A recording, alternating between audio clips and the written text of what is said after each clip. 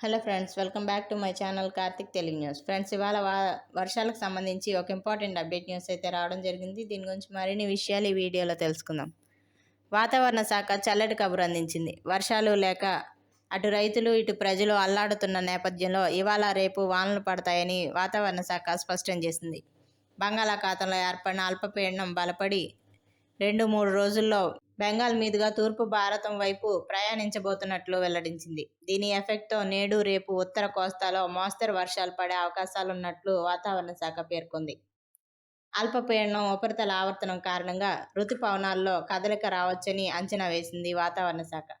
అయితే దక్షిణ కోస్తా, రాయలసీమ ప్రాంతాల్లో మరో 6-7 రోజులు వడగాల్పులు, ఎండల తీవ్రత కొనసాగనున్నట్లు స్పష్టం చేసింది.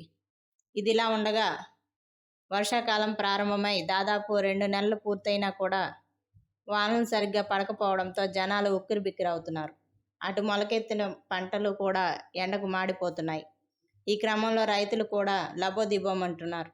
వరుణ దేవుడు కరుణించాలని కోరుతున్నారు. నిత్యం పూజలు కూడా చేస్తున్నారు. సో ఫ్రెండ్స్, ఇది అప్డేట్ న్యూస్. మరిన్ని అప్డేట్స్ కోసం ఛానల్ సబ్స్క్రైబ్ చేసుకోండి ఫ్రెండ్స్. అలాగే పక్కన ఉన్న బెల్ ఐకాన్ క్లిక్ చేసి వీలైతే ఛానల్కి లైక్ అయితే చేయండి. Thank you friends. Thanks for watching this video.